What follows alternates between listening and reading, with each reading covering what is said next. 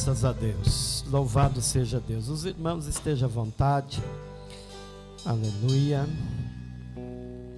louvado seja o nome de Jesus. Nós estaremos hoje meditando nesta, que é a 8ª parábola da nossa meditação no Evangelho segundo escreveu Lucas, no capítulo 21, dos versos 1 ao 14. Nós estaremos meditando hoje na parábola das bodas. Eu vou ler novamente e os irmãos estejam à vontade. Então Jesus, tomando a palavra, tornou a falar-lhes em parábolas, dizendo: o reino dos céus é semelhante a um certo rei que celebrou as bodas de seu filho e enviou aos seus servos a chamar os convidados para as bodas, e estes não quiseram vir. Meus irmãos, esta parábola, ela só está registrada em Mateus capítulo 22, do verso 1 ao 14. Vocês vão ver uma outra parábola semelhante no livro de Lucas, capítulo 14, a partir do verso 15 em diante, mas não é a mesma parábola. O público é outro e a ocasião também é outra. Alguns versículos vocês vão ver repetidos lá no capítulo 14 do Evangelho segundo escreveu Lucas.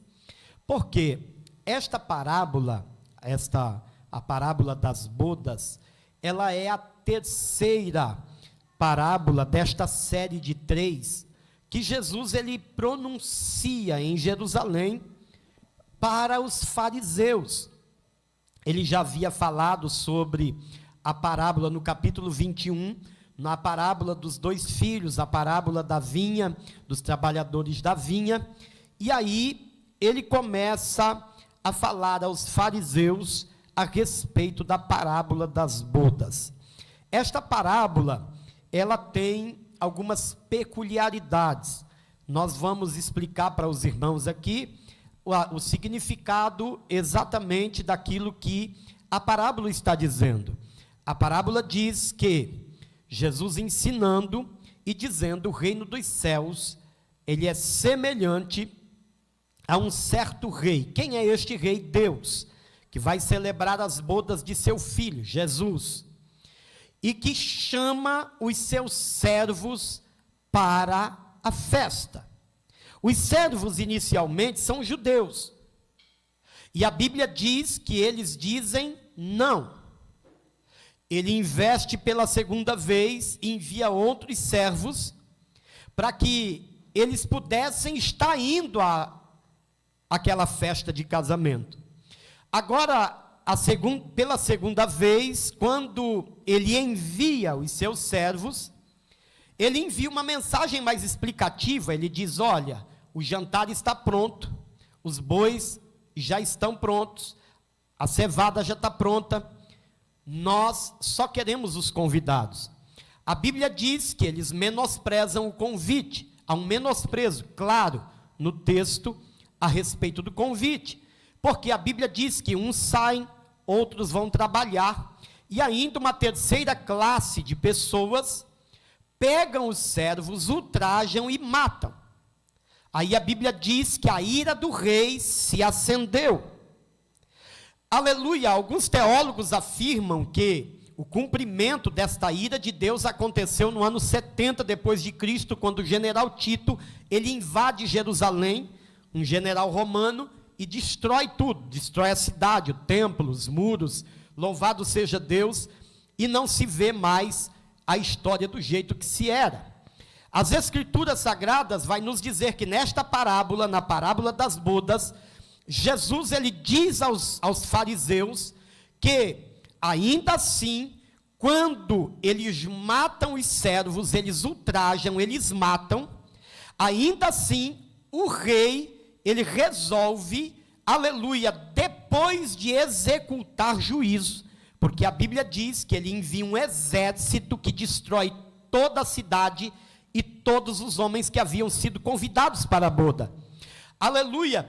Mas ainda assim ele diz: as bodas estão prontas, mas não tem convidados. Ele chama os servos e envia por todos os lugares. Agora, aleluia, o convite já não era mais para os naturais da terra. Agora o convite se estende para toda a terra. E o rei diz: convida os bons e os maus. Louvado seja Deus. E aí nós entramos na história desta parábola, porque é convidado, fora judeus, todos os gentios, bons e maus. Aleluia, esta é a base da explicação desta parábola. Louvado seja Deus. Mas tem coisas aqui nesta parábola que me chamam a atenção, que me instigou na tarde deste dia. Aleluia, nós vamos observar nesta parábola 5 ações do rei para com o homem. Ele teve 5 ações. A primeira foi preparar uma festa e convidar, aleluia, quem não merecia, quem não podia e quem não tinha mérito algum para estar naquela festa, ele chama para a festa. E é interessante porque ele teve a primeira ação. Aleluia, diante da ação de Deus, do rei, que representa Deus na parábola, nós vemos uma ação humana. A Bíblia diz que, a Bíblia é enfática, ela vai exatamente com simplicidade nos dizer: e os convidados não quiseram ir. Eles nem se explicaram. Eu não vou por causa disso, eu não vou por causa daquilo. Eles simplesmente disseram: não, nós não iremos. Aleluia. Aí a Bíblia diz que então vem a segunda ação do rei, aleluia, em favor dos homens. A segunda ação do rei para com os homens é não desistir de convidá-los para um momento especial na história do reino dos céus. Ele manda os servos novamente convidar os seus conservos para o casamento, e agora ele chega de forma mais explicativa. Ele diz: olha, o jantar está pronto, os bois estão prontos, a cevada está pronta, é só vir para a festa. Irmãos, da segunda vez, o convite para o casamento é um convite mais explicativo. Por quê? Para que ninguém pudesse dizer: eu não fui porque achei que tinha que pagar, eu não fui porque achei que tinha que dar alguma coisa. Ele envia as pessoas a fazer o convite e diz: avisem eles que o jantar está pronto, eles não precisam trazer nada, que o boi também está pronto, eles não precisam trazer os bois, porque está no plural. Aleluia, que as cevadas estão prontas, eles não precisam trazer nada, eu só quero que eles venham para as bodas. Aleluia. Irmãos, já era para nós, seres humanos, nos sentirmos privilegiados por fazer parte de uma lista de casamento que o nosso nome está lá. Aleluia, já era para nos sentirmos privilegiados, porque no final, no capítulo 22, versículo 14, vocês vão ver que são muitos chamados e poucos escolhidos. O versículo se repete em algumas parábolas. Já era uma honra fazer parte da lista daquele casamento. Aleluia. Tem coisas na nossa vida que passam desapercebidos, e muitas vezes nós não damos a observância que deveríamos dar. Aleluia, a importância que deveríamos dar a este contexto, irmão.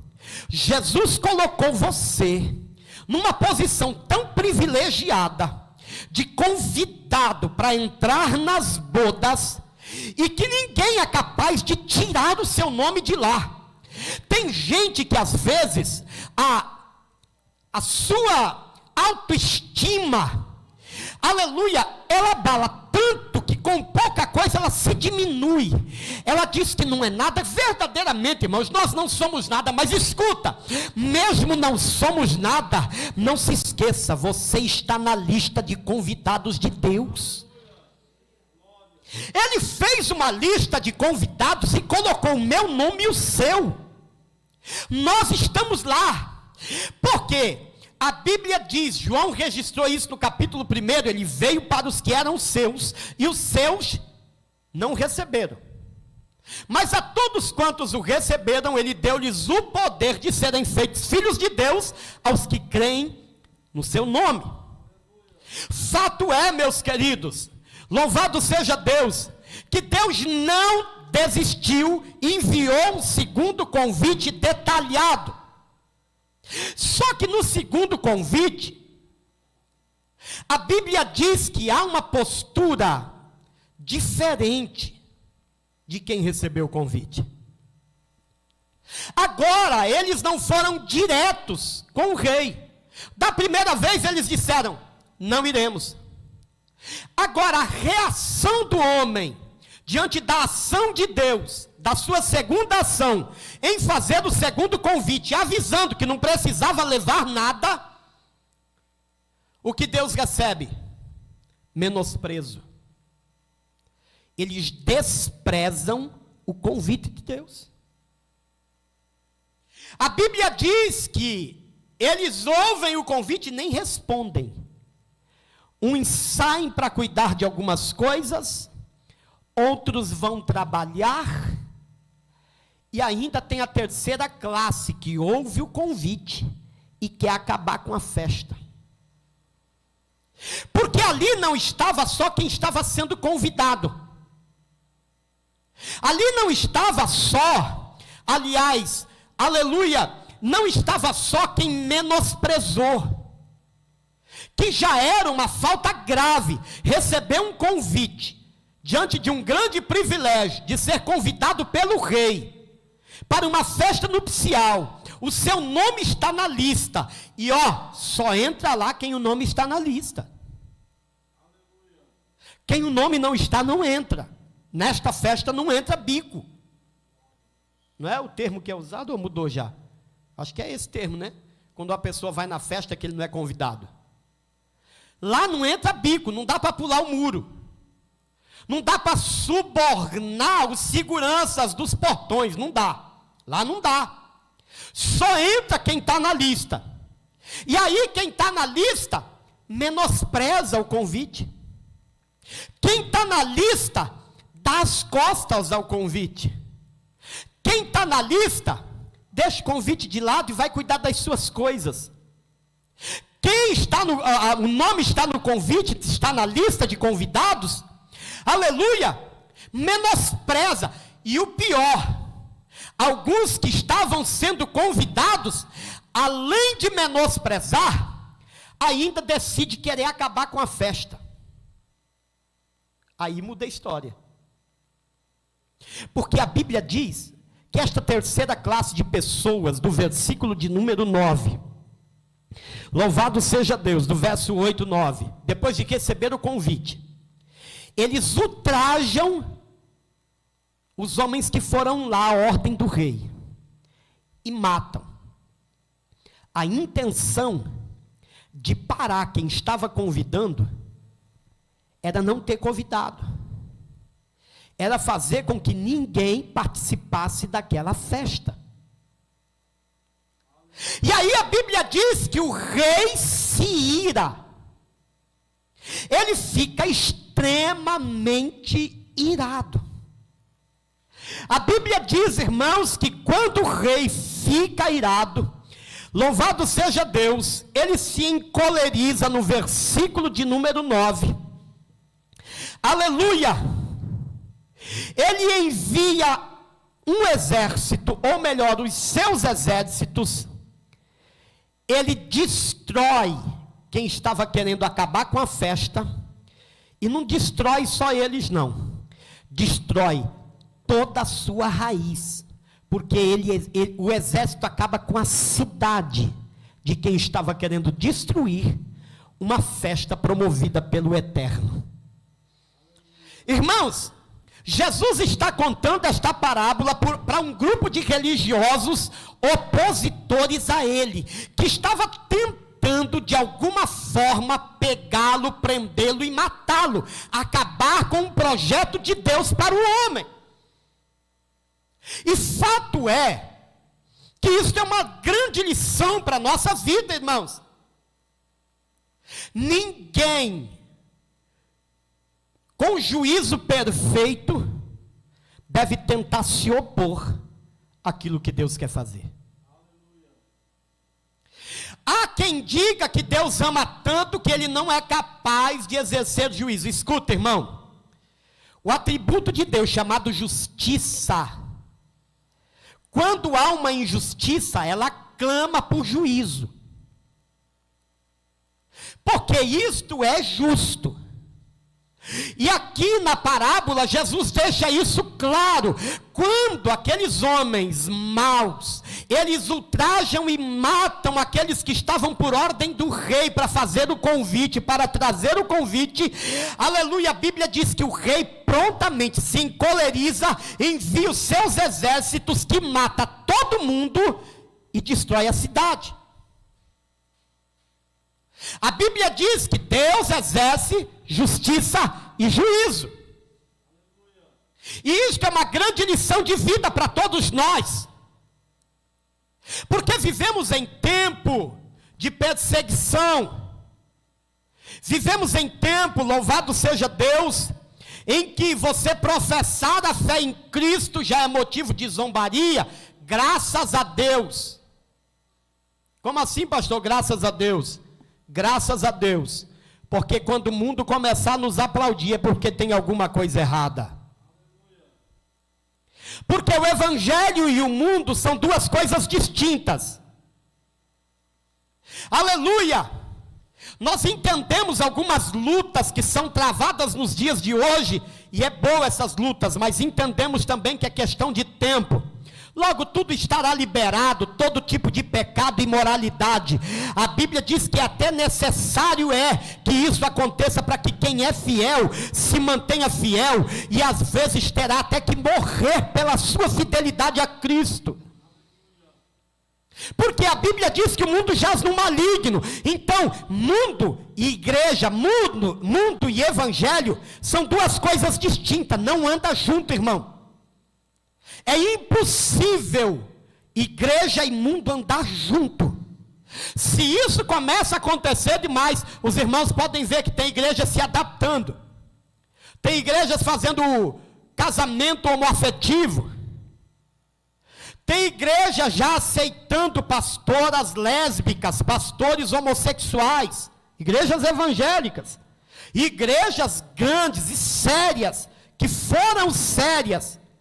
Pastores com milhares e milhares de seguidores que estão tentando promover a reforma da Bíblia para inserir as minorias, que eles chamam de minorias, mas que a Bíblia diz que são comportamentos que Deus condena. E isso tem minado a consciência de muitos cristãos. Não se escandalize, eu já tenho conversado com cristãos, aleluia, que chega para mim e diz assim: não, pastor, eu acredito que Deus aceita qualquer tipo de amor, seja homem com homem, daqui a pouco homem com bicho, com criança, porque é um abismo chamando outro abismo. Porque mundo e igreja são distintos, não anda junto. Mas o adversário está tentando promover dentro da consciência dos cristãos, chamados, escolhidos por Deus, aleluia, que tudo aquilo que é aprazível ao homem, que dá prazer, aleluia, tudo aquilo que é agradável ao homem, Deus não acha ruim. Quando na verdade isto é engodo. É aquilo que Paulo, escrevendo a sua segunda epístola a Timóteo, ele disse que nos últimos dias apareceriam mestres ensinando segundo as suas próprias concupiscências. Ou seja, eu gosto disso, eu ensino que isso é certo. Eu gosto daquilo, eu ensino que aquilo é certo.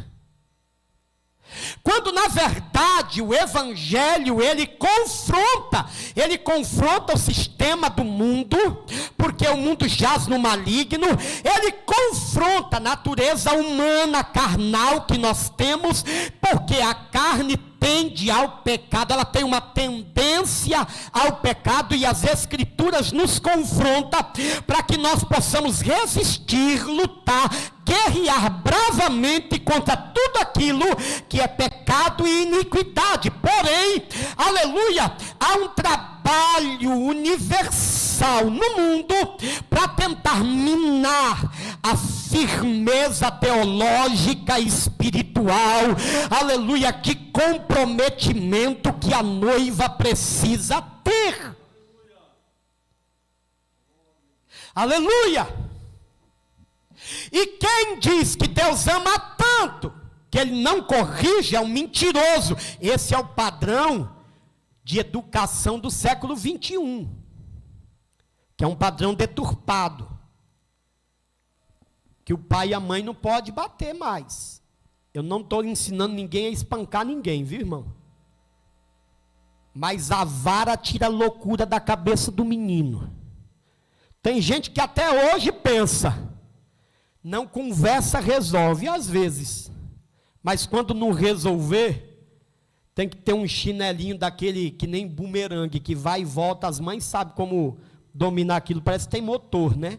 Do jeito que ela leva, ela traz. E ninguém entende isso. Isso ainda ajuda. Ajuda e resolve. Aleluia. Não, pastor, mas e o conselho tutelar? Manda o conselho tutelar procurar os filhos deles. Se você estiver espancando, eu sou o primeiro a denunciar, irmão. Agora, se você estiver corrigindo, corrija, o filho é seu. É você que cuida. Amanhã ou depois, ele não vai bater na sua cara, ele não vai te dar chute na frente dos outros, ele não vai ficar mexendo no que não é para mexer, porque você foi pai e mãe. Hoje as pessoas passam muita vergonha porque adotam um sistema falido e quebrado de educação. Porque é a filosofia do mundo. A gente está deixando o que as Escrituras nos ensinam para trás. E aí a gente reclama depois. Eu vi um pastor famoso, pastor Rodrigo. Ele disse assim: gente, eu estou cansado. Tem um vídeo dele, que eu sigo ele no Instagram. Ele disse: eu estou cansado de ver pais que por 15, 16 anos fazem bobagem com os filhos, depois me liga e querem que eu, com 15 minutos, resolva um problema que eles já estão acumulando há 15, 16 anos, ensinando os filhos errado. Aleluia. Eu olhei e falei, gente, e é porque ele é o arqueólogo, né? O pastor, um dos top dos dias de hoje. Ele disse: eu estou cansado. Tem gente que me liga para mim resolver em 15, 20 minutos um problema com um filho adolescente de 16 anos, que tem 15, 16 anos, que o pai e a mãe falam, não sabe ensinar. Adota um sistema mundano, ímpio, e depois quer jogar para resolver em 15, 20 minutos. Não resolve nunca. Depois tem um preço a pagar. Tem um sofrimento, aleluia, não resolve nunca em 15, 20 minutos, depois tem que pagar o preço na oração, chorar, gemer, orar, mudar todo o padrão de comportamento, para ver se muda a história, irmão. Louvado seja Deus. A gente precisa entender que não dá para aderir ao sistema mundano, porque o mundo jaz no maligno. Há quem diga que Deus não castiga. Escuta, a Bíblia diz que Ele repreende e castiga quem Ele ama, está escrito. Ele não repreende e castiga com maldade, é como um pai que ao ver o filho fazendo coisa errada, ele entra em ação para que o filho não caia no erro. Aleluia! E aí a gente vai ver aqui o Pai, Deus, enviando um exército, punindo aqueles homens, punindo a cidade, mas não desistindo de ter convidados nas núpcias. Aí a Bíblia diz que pela terceira vez, ele tem uma nova ação. Mas agora, ele amplia a ação. Agora, na terceira ação do rei, ele chama os servos e diz assim: agora, vamos convidar todo mundo. Vocês vão pelos caminhos, pelas vielas, pelos valados, aonde tiver gente, chama para as bodas.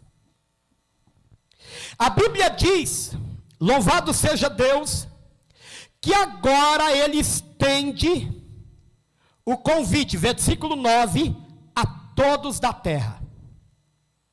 E é interessante, porque agora, quando o convite é estendido a todos, o convite é aceito.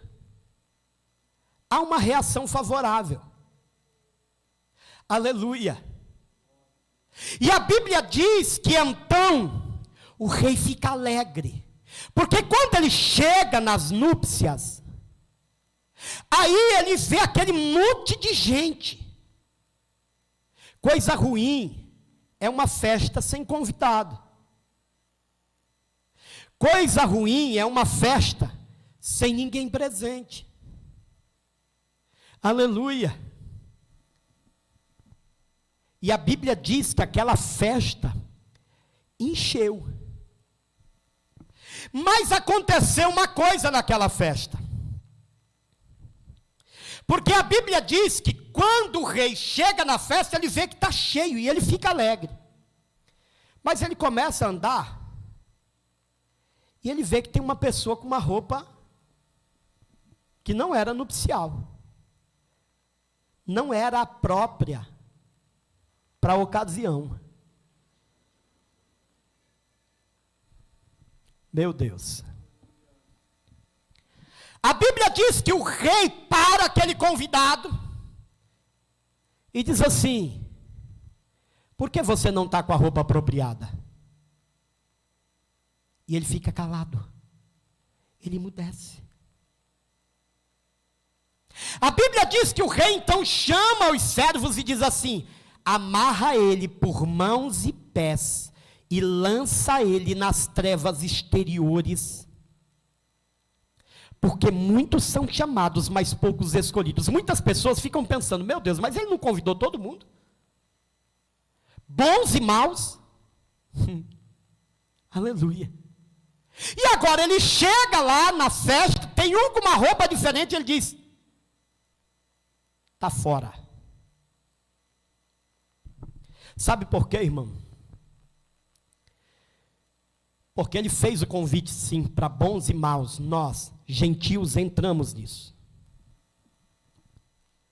Mas ninguém, absolutamente ninguém. Tem gente que diz assim: no casamento, sim, a noiva, ela tem que chamar a atenção. E até uma estratégia hoje em dia, porque antigamente não tinha isso, né? Hoje em dia pega os padrinhos e madrinhas e manda todo mundo vestir a mesma roupa. Não é assim? É questão cultural, né? Todo mundo veste a mesma roupa. Irmão, ninguém pode brilhar mais do que a noiva. Ninguém pode estar melhor do que a noiva. O vestido da noiva tem que chamar a atenção. Mas fato é que quando você recebe um convite de casamento, seja para ser madrinha, padrinho ou não, há uma preocupação. Com que roupa eu vou? Tem gente que se tiver 10 casamentos no ano, ele compra 10 roupas diferentes. Lá em casa eu só mando trocar o lenço. Põe um lenço no pescoço, põe um lenço na cabeça, põe um lenço no braço, para poder diminuir o gasto, né, irmão? Mas fato é que há uma preocupação com o preparo. Tem gente que fica mais ansioso do que quem vai casar, irmão. Fica ali, meu Deus, aquela roupa, aí engorda. Mulher tem essas coisas, né? Aí põe cinto, chega lá que não consegue nem respirar direito, para poder não diminuir um pouco. Não é? Contando segredo, né, irmão? Louvado seja Deus. Aleluia. arruma, a gente tenta de qualquer jeito, faz. Irmão, no meu casamento foi uma coisa doida. A mulher foi fazer um penteado lá, e como a gente nunca, eu mais ela, a gente é pros cocos, ela fez um penteado, que quando eu vi o penteado, eu olhei para ela e falei, quem fez isso na tua cabeça? Quase que não teve casamento.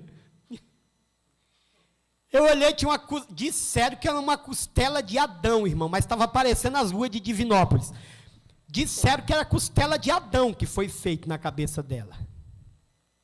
Quando eu olhei aquele negócio, eu falei, misericredo, quem foi que fez isso na tua cabeça? Ela olhou para mim e disse, é muito indelicado. Eu falei, não, eu sou sincero, se é sincera comigo, eu também estou sendo sincero. Ela chegou em casa, irmão, ligou a torneira do tanque, enfiou a cabeça embaixo, só fez assim, o cabelo dela era todo cacheado, agora nunca mais vai ser, né? Depois que passou esses negócios na cabeça, era tudo enroladinho o cabelo dela. Quando ela jogou a água, fez tudo. Eu falei, assim melhorou, vamos embora. Nós estávamos indo para o cartório, irmão. O casamento no civil. E o caso era, aleluia! Mas há uma preocupação. Todo mundo se preocupa. Vou vestir o quê? Como é que vai ser a maquiagem? Como é? A gente se prepara para uma festa de núpcia. Mas a impressão que a gente tem é que tinha alguém lá naquela festa que nem ligou. E achou que podia participar de qualquer jeito. O convite era de graça, mas não podia ir de qualquer maneira. Guarda isso. O convite é de graça, mas não pode ir de qualquer maneira. Aquela mulher, aquele homem, aquela pessoa que estava naquela festa, achando que estava tudo bem, ela foi parada pelo dono da festa e disse, cadê a roupa nupcial? A Bíblia diz que ele ficou calado. Ele não tinha desculpa. Por isso que as Escrituras, ela nos estimula e nos exorta a se preparar. A viver hoje como se Cristo voltasse amanhã. E sabe o que isso indica? Nós temos que estar bem espiritualmente, porque não sabemos a hora que ele vem. Tem quanto tempo que nós nos arrastamos espiritualmente? Pastor, não consigo orar mais. Não consegue orar mais. Mas você consegue passear, você consegue ir para o shopping, você consegue ir para a praia, você consegue ir para a lanchonete, você consegue fazer tudo, só não consegue orar? Ou está faltando propósito? Ou está faltando uma consciência de céu? Porque eu e você, irmãos, temos que ser conscientes que o convite foi de graça, mas não entra de qualquer jeito. Ou seja, nós precisamos nos preparar para esta festa. Pastor, eu vou deixar de viver a minha vida terrena. Quem é que está te dizendo isso? Só que você não pode viver só a tua vida terrena. Tem que ter equilíbrio, irmão. E uma das coisas que mais está acontecendo com os crentes hoje é um desequilíbrio. Nós estamos muito da terra e pouco do céu, porque a gente está achando que o convite é de graça e que lá entra de qualquer jeito, e não é. Esta parábola, Jesus deixou claro que os 2 primeiros convites foi para os judeus, o terceiro convite se estendeu para toda a terra, e quando a festa começou, não ficou todo mundo lá não, teve gente que foi lançada no lugar de treva. Por quê? Porque achou que ia entrar lá de qualquer jeito. A gente precisa estar bem espiritualmente. A gente precisa sim, irmão, estar em oração, lendo Bíblia, jejuando, congregando. Irmão, eu vou falar, mesmo que o tempo seja diferente, antes os pastores tinham uma preocupação, os crentes vinham uma vez por semana na igreja, agora a gente tem outra preocupação, tem crente vindo na igreja uma vez por mês, irmão, e parece que está tudo bem. Não está, irmão, não está bem. Por quê? Para as nossas coisas a gente tem ânimo, para as nossas coisas a gente não falha. Alguém aqui deixa de ir para o serviço porque está com um problema em casa? Se não for, não recebe, né, irmão? Há uma indicativa de que as coisas não estão bem espiritualmente, quando para o reino de Deus não se há o mesmo esforço que se há para as coisas materiais. Irmão, o ano que vem a Santa Ceia vai ser no sábado. Eu não quero nem saber. Quem não vier e não tiver justificativa, eu não estou no domingo. Só quem estiver trabalhando ou estiver doente. Posso fazer nada. Sabe por quê? Se eu for andar do jeito que o mundo está andando, a gente vai fechar a igreja e vir aqui uma vez por mês só tomar a Santa Ceia no dia que der para todo mundo. Porque na medida, vocês observam, nós tínhamos trabalhos quase todos os dias, vai diminuindo, agora nós temos 2 cultos por semana, e vai diminuindo. As pessoas que frequentavam, vai diminuindo. Eles começam a vir uma vez por semana, daqui a pouco de 15 em 15, daqui a pouco uma vez por mês. Daqui a pouco está que nem aquela mulher que eu encontrei aqui em Divinópolis, que eu perguntei, você é crente? Sou. Congrega onde? Lá em Curitiba. Eu falei, você mora lá? Ela disse, não. Você mora aqui, congrega em Curitiba? Ela disse, é. Eu falei, como é que é isso aí? Ela falou, eu tomo Santa Ceia, porque eles mandam pelo correio, e o dízimo eu faço um depósito e assisto os cultos pela internet. Está morta, espiritualmente morta, porque igreja é grupo de pessoas, eclésia, é grupo de pessoas chamados para fora, para adorar, para louvar, para bendizer, é corpo. Louvado seja Deus, irmão, louvado seja Deus, a gente não pode perder essa essência, aleluia. Eu me lembro, oh, louvado seja Deus. Eu não gosto de falar do passado com saudade, porque eu acho que nós podemos mudar o presente para ter um futuro debaixo da bênção. Aleluia. Mas as coisas de Deus eram levadas a sério. E hoje nós estamos abençoados porque a geração anterior levou a sério.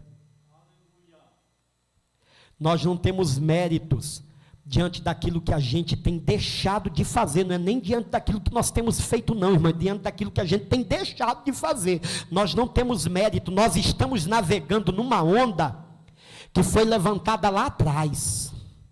Os pais da igreja orando, jejuando e lendo Bíblia, e pregando um evangelho genuíno, poderoso, com raízes, em que o crente, irmão, não deixava de vir para a igreja nem que a vaca tossisse.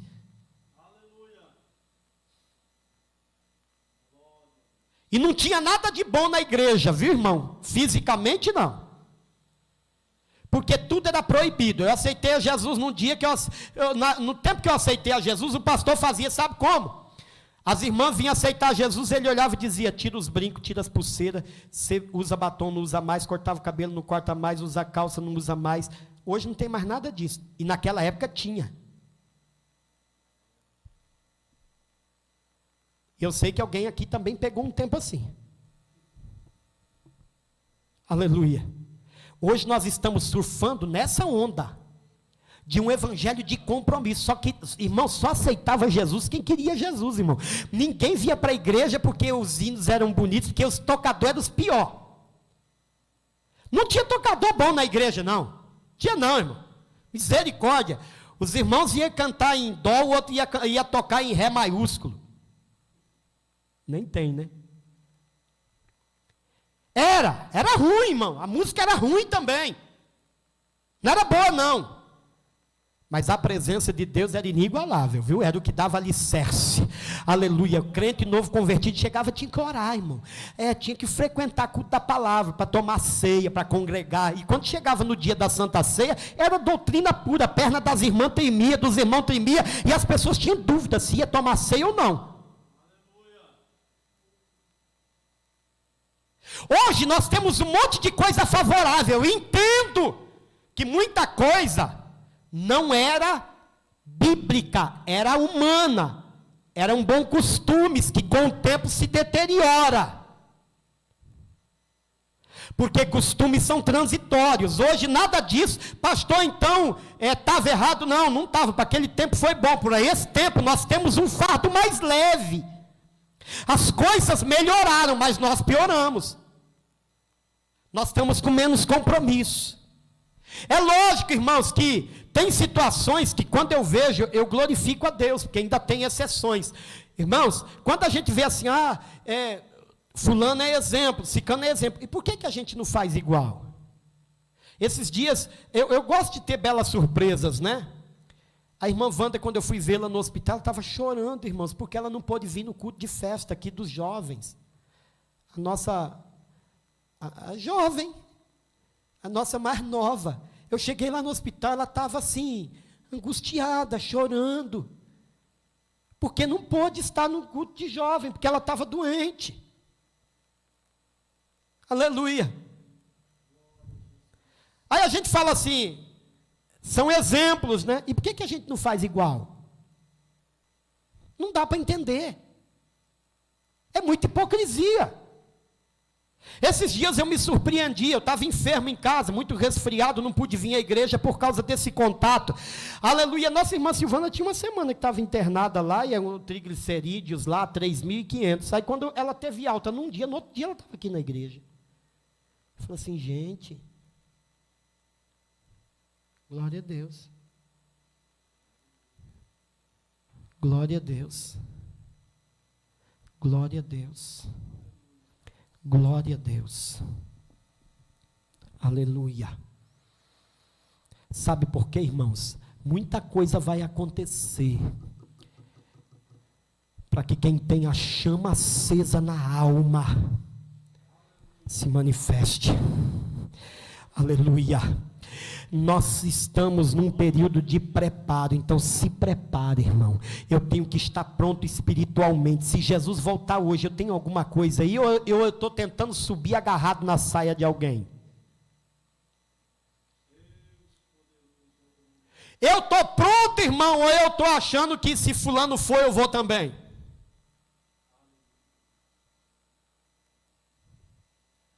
Aleluia.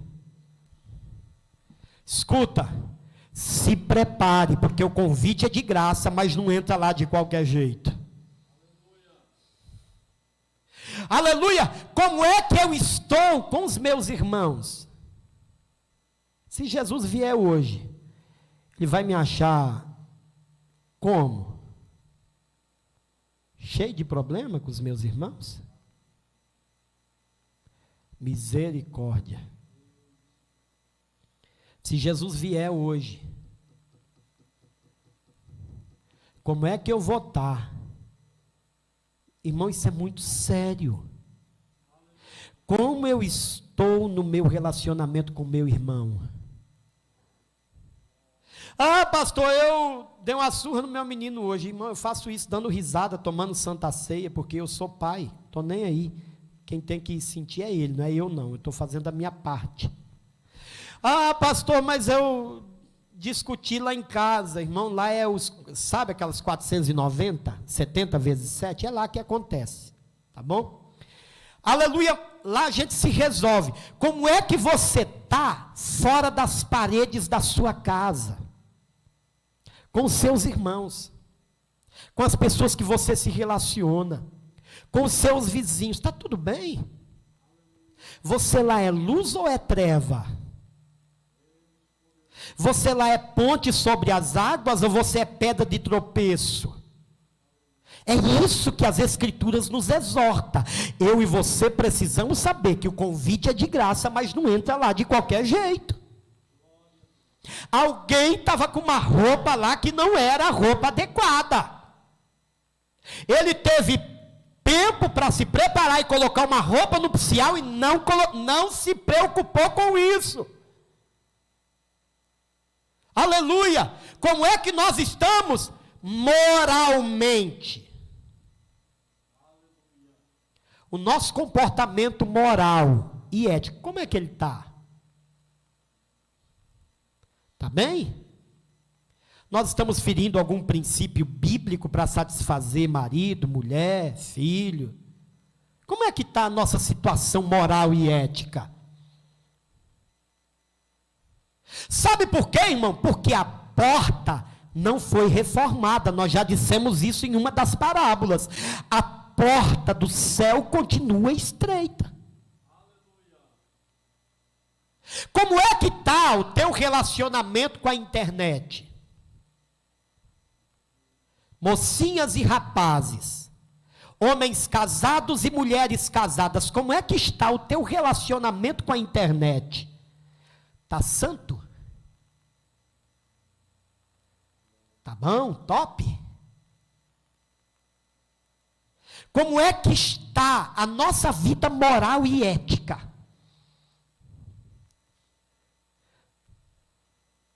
Será que se Jesus revirar lá a internet não vai achar nenhuma foto pelada ou pelado seu?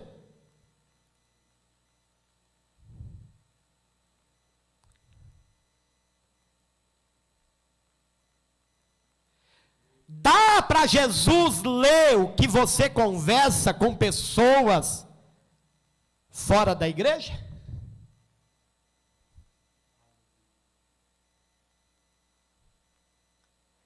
Te prepara, porque tem gente que não vai chegar nem no fim do ano. A mandaga, fight, como anúncia. Nós temos tempo para preparar. Como é que nós estamos?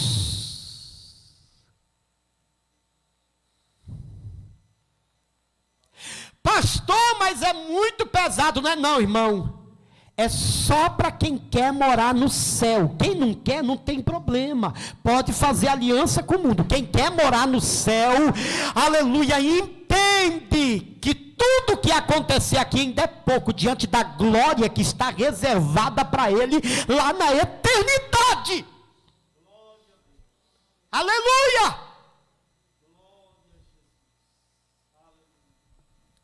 Antes era só o jovem que tinha que tomar cuidado com a internet. Hoje não.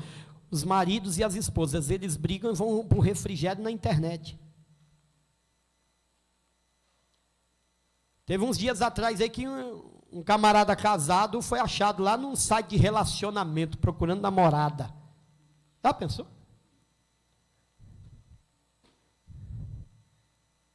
Meu Deus.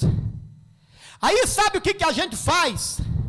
A gente mira em tudo quanto é da terra, a gente não mira em nós, então não há transformação. Quando a gente mira em nós e fala assim, peraí, eu preciso de mudança, porque Jesus está voltando, porque a minha morada é no céu, porque eu tenho compromisso com o céu, porque eu quero entrar no céu pelas portas, por quê? Porque Jesus disse que tem morada pronta para mim, aleluia, então eu preciso mudar de vida, eu preciso me preparar para este dia.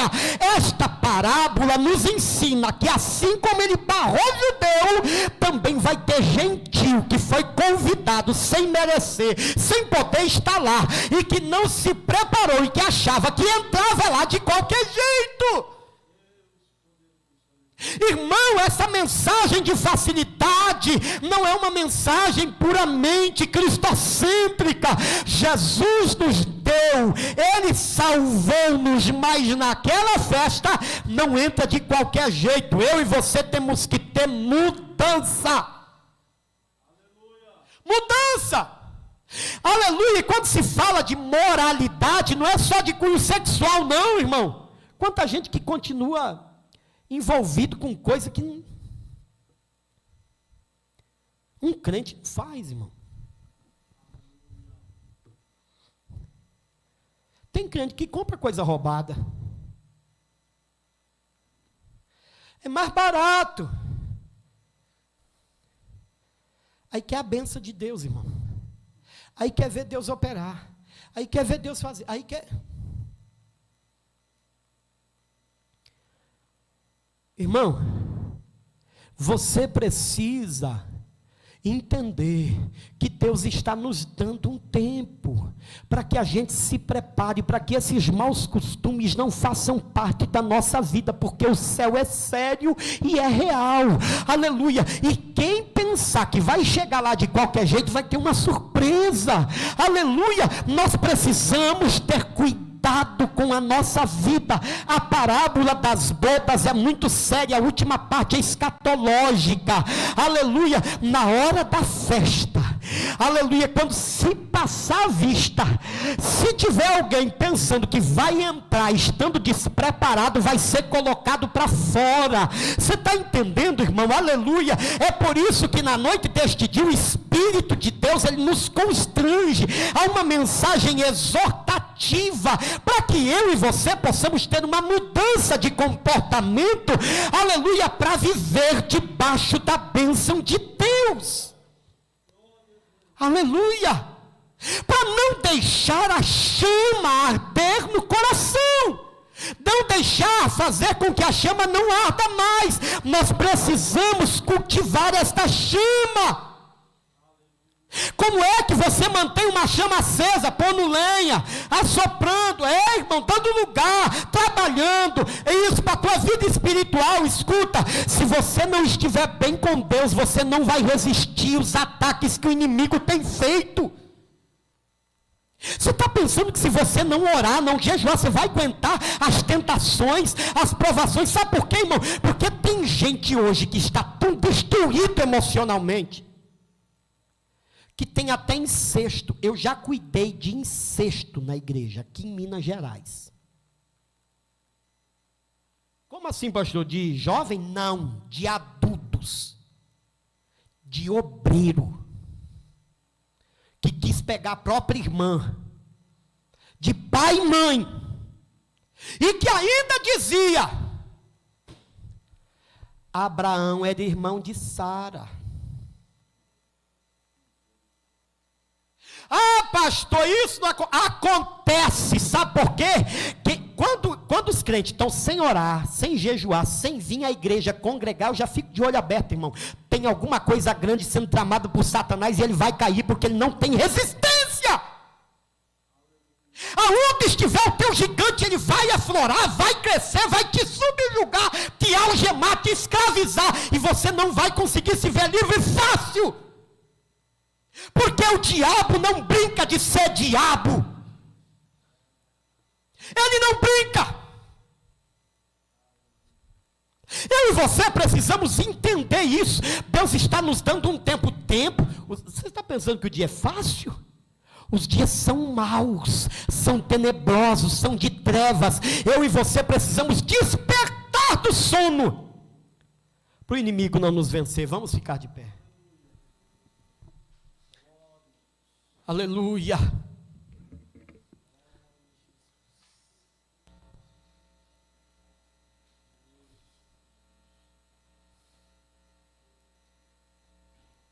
Aleluia.